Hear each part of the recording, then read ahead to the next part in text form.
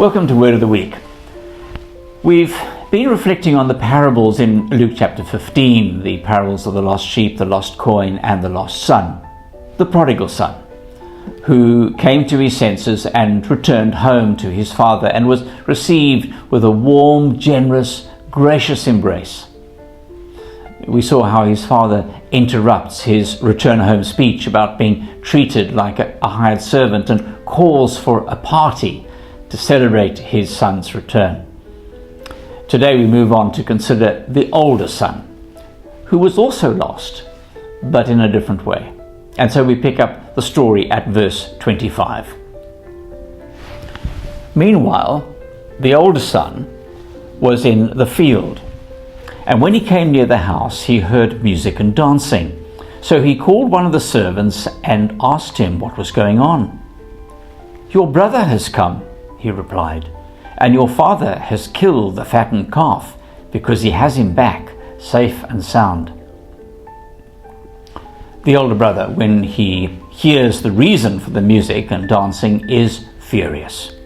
And it's all about the cost. You see, meat was a delicacy. It was not an everyday family meal. A goat would have been a feast. A calf was an absolute extravagance, which would have involved the whole village. Verse 28. The older brother became angry and refused to go in. So his father went out and pleaded with him. But he answered his father, "Look, all these years I've been slaving for you and never disobeyed your orders, yet you never gave me even a young goat so I could celebrate with my friends. But when this son of yours, who has squandered your property with prostitutes, comes home, you kill the fattened calf for him." The older brother was in effect saying to his father, "How dare you use our wealth like this? I've obeyed you. I should have some say in this." And if you think about it, it was his wealth. The younger son had his share of the inheritance, and so everything that was left was actually going to go to the older brother. And he is not happy at all that his hard years of obedient work have been used to celebrate the return of this wayward younger brother. And like his younger brother, he also insults his father, because when his father comes to plead with him, he doesn't even address him with any respect. He doesn't address him as father. He just says, "Look, all these years." That was an insult. It was like him saying, "Look, you." And he refuses to go in to the greatest feast his father has ever thrown. He publicly insults his father.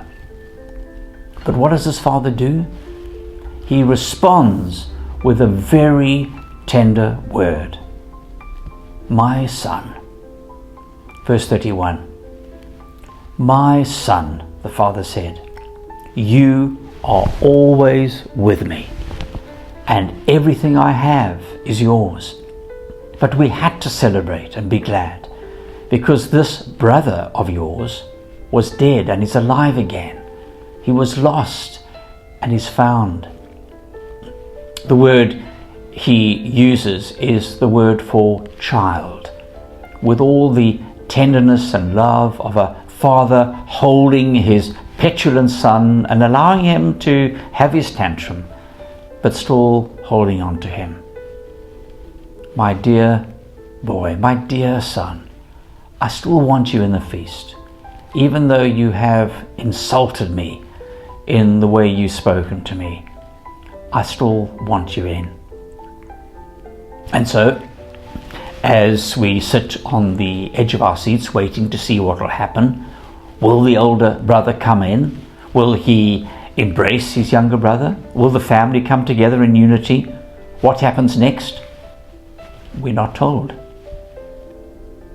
Jesus is inviting his hearers, the muttering Pharisees and teachers of the law, remember from verse 1, Jesus is asking his hearers, he's asking you and me to finish the story.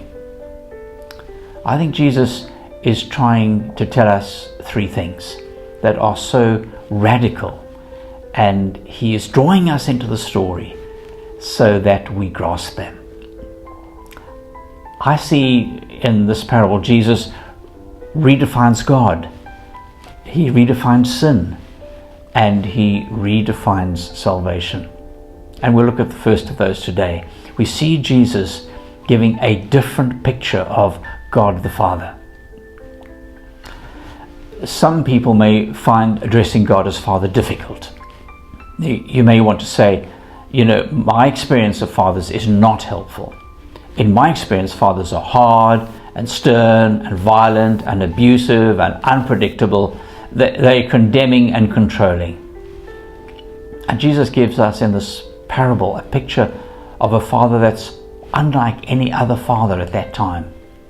I mean, just look at his emotional abandonment, his generosity, his tenderness, his willingness to endure rejection, his willingness to endure the insult of the older son who is behaving more like a petulant 2-year-old than a mature adult. And Jesus is saying to us, you may have fathers that are harsh and stern, but my Father, your heavenly Father, is not like that. For all his power and majesty, he's these things too. He is loving, and he feels deeply. He experiences suffering, the suffering of being rejected and abused, but he keeps on loving. The picture Jesus gives us of God the Father brings together meekness and majesty, strength and tenderness, sovereignty and suffering. Take a moment to allow these rich images of the tenderness of God the Father to fill your mind and imagination. Speak to your Heavenly Father. Tell him what is foremost on your mind. You don't have to hold anything back. Tell it how it really is. Look into his face and listen. What is he saying to you?